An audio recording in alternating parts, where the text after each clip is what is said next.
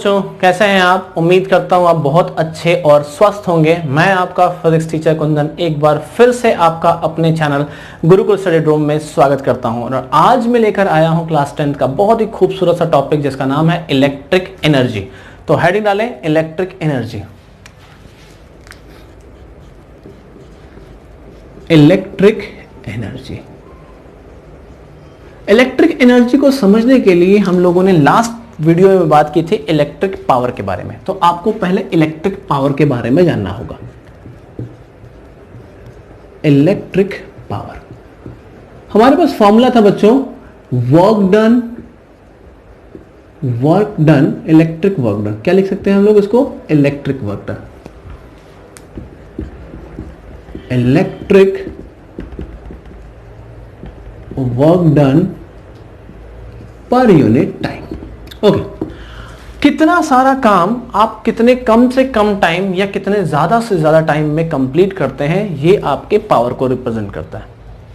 ठीक है, हम लोगों ने प्रीवियस वीडियो में बात की थी कि आप कितना सारा वर्क कितने कम से कम टाइम या ज्यादा से ज्यादा टाइम में कंप्लीट करते हैं, ये आपके पावर को रिप्रेजेंट करता है। सोचिए, अगर अब मुझे बात करनी हो आप में कितनी एनर्जी है, तो क्या मैं इस फॉर्मूले को अगर ऐसे लिख दूं, electric work done is equals to write electric power into time. क्या कोई दिक्कत है? Mathematically we can write electric work done is equals to electric power into time. अब सोचिए, मान लीजिए कि मुझे किसी ऑब्जेक्ट में, किसी भी ऑब्जेक्ट के एनर्जी के बारे में बात करनी है कि किसी ऑब्जेक्ट में कितनी एनर्जी है, किसी बच्चे में कितनी एनर्जी है, किसी मशीन में कितनी एनर्जी है, किसी फैन में कितनी एनर्जी है, किसी सर्किट में कितना एनर्जी है। तो इस एनर्जी को कैलकुलेट करने का सबसे इजी तरीका यह है कि हम उस इंस्ट्रूमेंट से या हम उस इंसान से या हम उस पन्ने से या उस ऑब्जेक्ट से वर्क करें। जितना वो वर्क करता है, जितना वो वर्क करेगा, उसकी वही एनर्जी होगी। आप उतना ही वर्क कर सकते हैं ना जितने आपके पास एनर्जी हो। सोचिए, आपकी तबीयत अभी बहुत अच्छी है, आप एकदम वेल हो, मतलब एकदम वेल, बढ़िया, बीमार नहीं हो। तो आपके दोस्त ने आपसे कहा खेलने के लिए, तो आप क्या कभी अपोज करते हो? कभी अपोज नहीं करते हो, खेलना चले जाते हो। 1 घंटे 2 घंटे, डजंट मैटर कितना टाइम हो जाए, क्योंकि आपके पास सफिशिएंट एनर्जी है। आप में जितनी एनर्जी होती है उतनी देर तक आप खेलते हो, फिर थक के वापस चले जाते हो घर। अगर आप बीमार हैं तो आपके बॉडी की एनर्जी कम होगी। अब अगर आपके पास एनर्जी कम होगी तो क्या आपको खेलने का दिल करेगा? नहीं करेगा। सेम वैसे ही अगर मुझे किसी भी इंस्ट्रूमेंट के अंदर एनर्जी का पता करना है, तो हमें यह देखना है कि कितना वर्क कर रहा है, वो कितना वर्क कर रहा है। अब हम लोग उसको जोड़ते हैं थोड़ा सा अपने इलेक्ट्रिक सर्किट से। तो आपने देखा कि कोई क्लोज सर्किट है जिसके अंदर कोई रजिस्टर लगा हुआ है, एक बैटरी लगी हुई है, स्विच लगा हुआ है, और सब क्या है, किसी कंडक्टिंग वायर से जुड़े हुए हैं। जैसे ही मैंने स्विच ऑन किया तो देख क्या पता चला कि current will start flow from the one terminal to another. एक टर्मिनल से दूसरे टर्मिनल तक करंट चलना स्टार्ट करते हैं। करंट का मतलब क्या है? चार्जेस चलना स्टार्ट करते हैं। और चार्जेस कब तक चलते रहेंगे? जब तक कि बैटरी के पास एनर्जी, जितना एनर्जी हम प्रोवाइड करते जाएंगे इलेक्ट्रॉन को, उतना वो वर्क करते जाएंगे, उतना ही वो वर्क करेंगे। तो इन शॉर्ट मैं कह दूं कि ये इलेक्ट्रॉन कितना वर्क करेंगे? इलेक्ट्रॉन उतना ही वर्क करेंगे जितना उनमें एनर्जी हो। तो क्या मैं इस इलेक्ट्रिक वर्क को मैं ये लिख सकता हूं, इलेक्ट्रिक, आप उतना ही वर्क करेंगे ना जितना आपके पास एनर्जी हो, और इसी एनर्जी को हम लोगों ने इलेक्ट्रिक एनर्जी कहा। और इलेक्ट्रिक एनर्जी क्या हो गया मेरे बच्चों? P इंटू टी के बराबर। तो अगर आपसे कोई पूछे कि इलेक्ट्रिक एनर्जी क्या है, तो इलेक्ट्रिक एनर्जी को हम पावर और टाइम के टर्म में रिप्रेजेंट कर सकते हैं। तो electric energy is the product of power into time.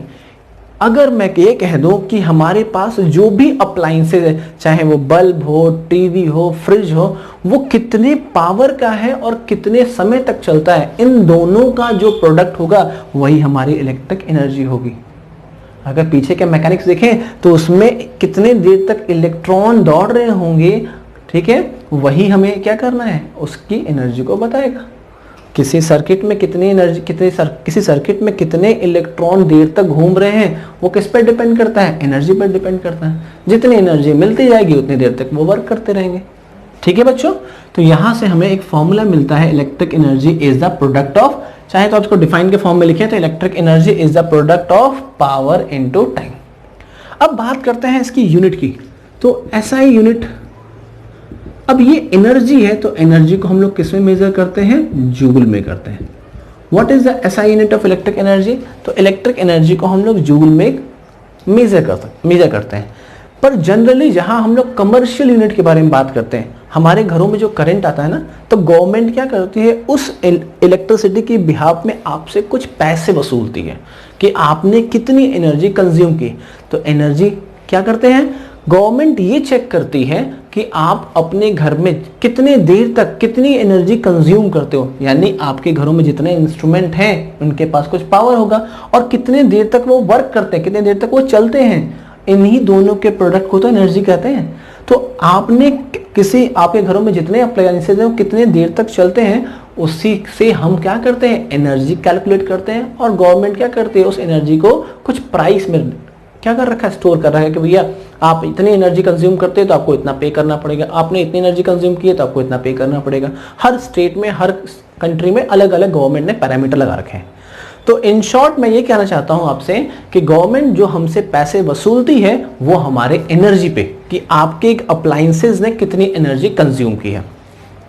तो जब भी कमर्शियल यूनिट के बारे में बात करते हैं तो commercial unit of electric energy is measure in a kilowatt hour में। किसमें करते हैं बच्चों, किलोवाट आवर कहते हैं। क्या कहते हैं इसको, किलोवाट आवर, या इसी को हम लोग जनरल लैंग्वेज में यूनिट कहते हैं ना हम लोग कि मेरे घर के जो बिजली बिल आए जो 50 यूनिट, 100 यूनिट, 200 यूनिट, 500 यूनिट आए, तो वो यूनिट जो है वो किलोवाट आवर्स को रिप्रेजेंट करता है। ओके, तो अगर मैं इस किलोवाट को जूल में कन्वर्ट करूं बच्चों, तो 1 किलोवाट आवर जो होगा वो कितने जूल के बराबर होगा। तो अगर मैं किलोवाट को वॉट में बदलूं तो दैट इज 1000 वॉट। 1 आवर में कितने सेकंड होते हैं बेटा, 60 मिनट इंटू 60, तो that means 36, how many zero, 3, 4, 5, या we can say 3.6 into 10 to the power 1, 2, 3, 4, 5, 6, 10 to the power 6 joule. तो यहां से मुझे एक बात मालूम चलती है कि 1 किलोवाट आवर जो होता है बच्चों वो 3.6 इंटू 10 के पावर 6 जूल के इक्विवेलेंट होता है। क्लियर है। इलेक्ट्रिक एनर्जी क्या है, electric energy is the product of power into time. आपके घरों का जितने भी अप्लायंसेस हैं उनके पास पावर है, कितने देर तक वो वर्क करते हैं, कितना वो वर्क करते हैं, वही आपकी एनर्जी कहलाती है। एनर्जी की ऐसा यूनिट क्या होती है, जूल। या फिर कमर्शियल यूनिट के बारे में बात करते हैं तो गवर्नमेंट हमें इस पे डिफाइन करती है। गवर्नमेंट कहती है कि आपने 1 घंटे में कितने किलोवाट एनर्जी कंज्यूम किए, किलोवाट आवर, इसी को हम लोग यूनिट से रिप्रेजेंट करते हैं। इसको हम लोग यूनिट भी कहते हैं। 1 kWh जो होता है वो 3.6 इंटू 10 के पावर 6 जूल के बराबर होता है।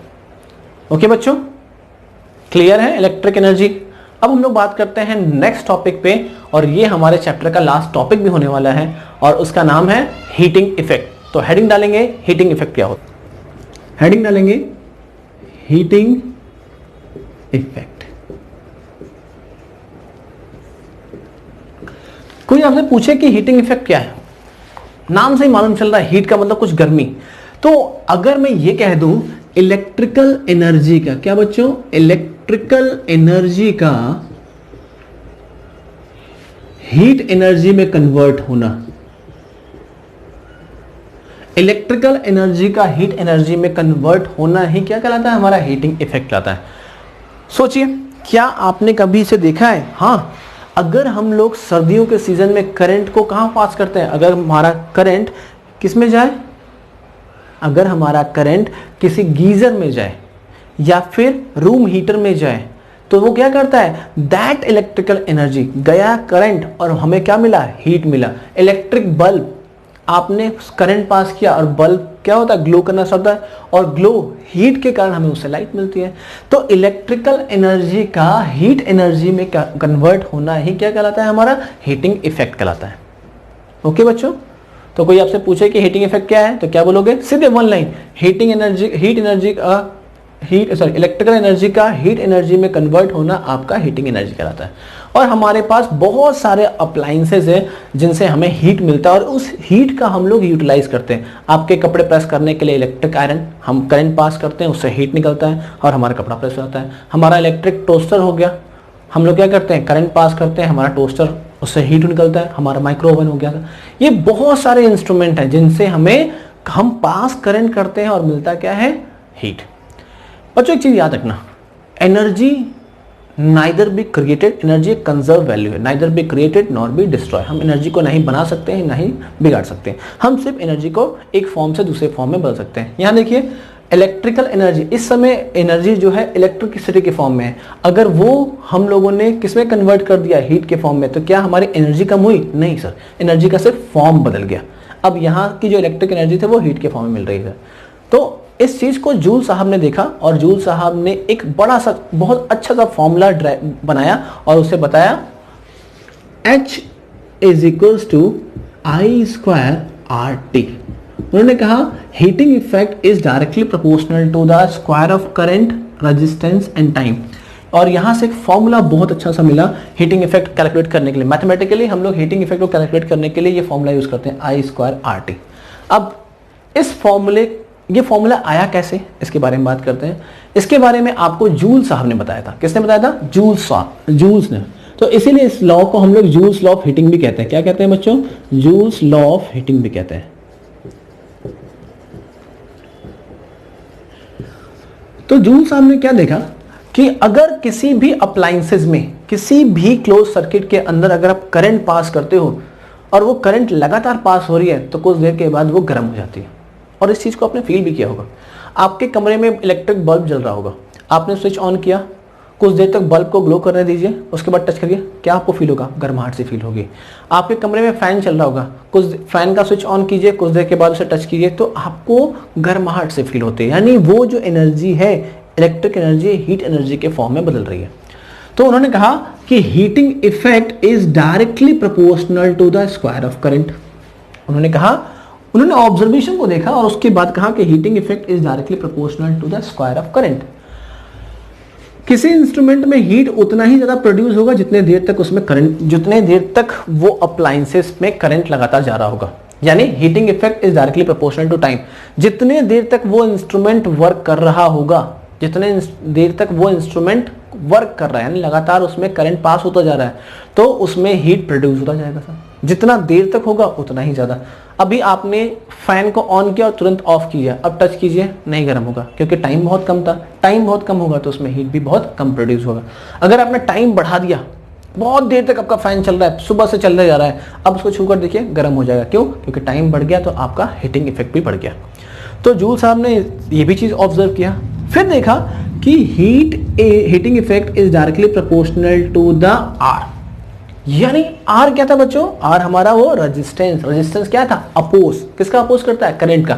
सोचिए ये करंट यहां से जा रहा है और यहां उसे कोई रोकने वाला है, तो जितने देर तक अगर मैं करंट को लगातार पास कर रहा हूं तो ये कोलिजन लगातार कंटिन्यूअस चल रहा है।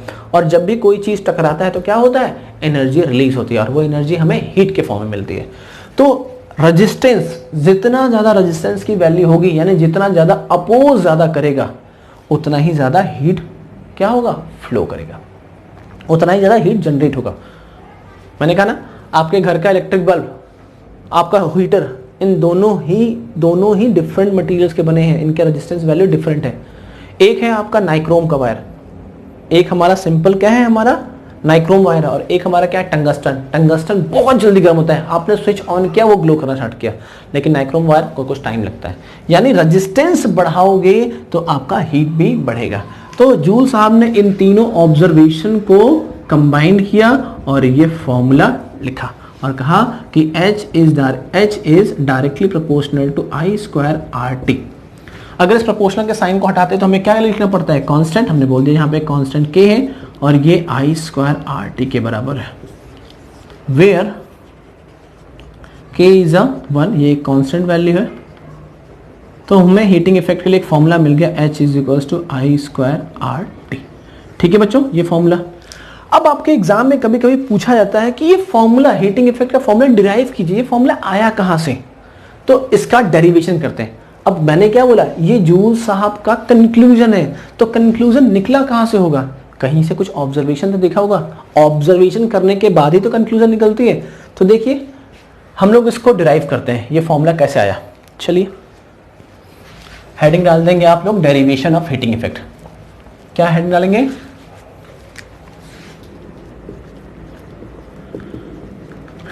Derivation of heating effect.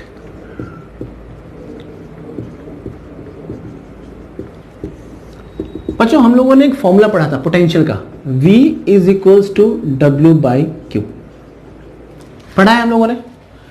ये वर्क कितना होगा, जितना किसी के पास एनर्जी हो। यहां पे जो एनर्जी मिल रही है मुझे हीट के फॉर्म में मिल रही है, तो क्या मैं इस फॉर्मूले को ऐसे लिख सकता हूं, H अपॉन में Q, और मैं ये लिख दूं H is equals to V into Q. कोई दिक्कत, मैंने क्या रिप्लेस किया, मैंने वर्क को जो है बच्चों वो हीट से रिप्लेस किया। कैसे, अभी हम लोगों ने बात की थी किसी भी इंस्ट्रूमेंट में कोई इंस्ट्रूमेंट कितना वर्क करेगा, जितने उसके पास एनर्जी होगी, और वो एनर्जी इलेक्ट्रिकल एनर्जी में थी। इलेक्ट्रिकल एनर्जी फिलहाल किस में कन्वर्ट हो रहा है, हीट एनर्जी में, तो मैंने इस वर्क को हीट में कन्वर्ट कर दिया और हमें क्या मिल गया, H is equals to V into Q. एक फॉर्मूला तो हमारे लिए ये सिंपल सा ये मिल गया कि हीटिंग इफेक्ट फाइंड करना है। अगर मुझे हीटिंग इफेक्ट फाइंड करना है न्यूमेरिकल्स के लिए, और आपके पास पोटेंशियल और क्या दे रखा है, चार्ज दे रखा है, तो सीधे सिंपल पोटेंशियल और चार्ज के जो मल्टीप्लाई होंगे वही हमारा क्या होगा, हीटिंग इफेक्ट। ओके, हम लोग क्या करते हैं, थोड़ा और आगे बढ़ते हैं। क्या मैं ओम्स लॉ हमने पढ़ा है, हाँ पढ़ा है। ओम्स लॉ के अकॉर्डिंग क्या था हमारा, ओम्स लॉ कहता था कि ओम्स साहब ने कहा, ओम्स लॉ कहते हैं कि V is equals to I into R, V is equals to I into R. क्या मैं इस फॉर्मूले में V को आई आर से रिप्लेस कर दूं, तो मुझे एक फॉर्मूला मिल जाएगा, H is equals to V की जगह पे लिखा हमने I into R into Q, यानी we can write I R Q। अब मुझे ये चार्ज जो है ना Q पसंद नहीं आ रहा, मैं क्या चार्ज को करंट के टर्म में लिख सकता हूं, तो हम लोगों ने करंट को डिफाइन कैसे किया था बच्चों, I is equals to Q upon T, तो we can write Q is equals to I into T. क्या मैं चार्ज को I इंटू टी से रिप्लेस कर सकता हूं, बड़े आराम से, और मैंने लिखा H is equals to I into R, और Q को लिख दिया मैंने I इंटू टी। तो मुझे एक फॉर्मूला दिखाई दे रहा है, अब क्या मिल गया, I स्क्वायर आर टी। ये हमारा एक फॉर्मूला मिला जिसे हम लोग यहाँ पे लिखा था हम लोगों ने, H is equals to I square R T. इसी फॉर्मूले से जूल साहब ने कंक्लूजन निकाला, heating effect is directly proportional to the square of current, heating effect is directly proportional to the resistance, heating effect is directly proportional to the time. Okay बच्चों, आप इस फॉर्मूले को अलग अलग फॉर्म में बदल सकते हैं। हमारे पास एक formula H is equals to I square R T मिला था, एक हीट निकालने के लिए फॉर्मूला V इंटू आई था। अब आप फॉर्मूले को चाहे तो और भी चेंज कर सकते हैं, देखिए कैसे। हमारे पास फॉर्मूला था, इसी में आ गए थे। अगर मैं ये लिख दूं बच्चों V is equals to I R, क्या अगर मैं इस फॉर्मूले को ऐसे लिख दूं H is equals to I into R into T, I square को आई इंटू आई लिखा, और ये आई इंटू आर को मैं किससे रिप्लेस कर सकता हूं, आई इंटू आर को मैं V से रिप्लेस कर सकता हूं। तो हमारे पास फॉर्मूला क्या मिल गया बच्चों, दैट इज अ VIT। तो we can calculate the heating effect in terms of potential, current and time.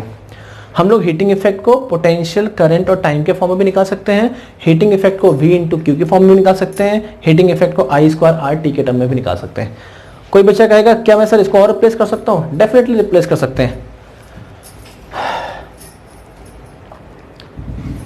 अगर मैं ये कह दूं कि I जो है हमारा V, ओम्स लॉ क्या कहता था हमारा, ओम्स साहब कहते थे V is equals to I R, तो we can write I is equals to V upon R. अगर मैं इस फॉर्मूले में पुट कर दूं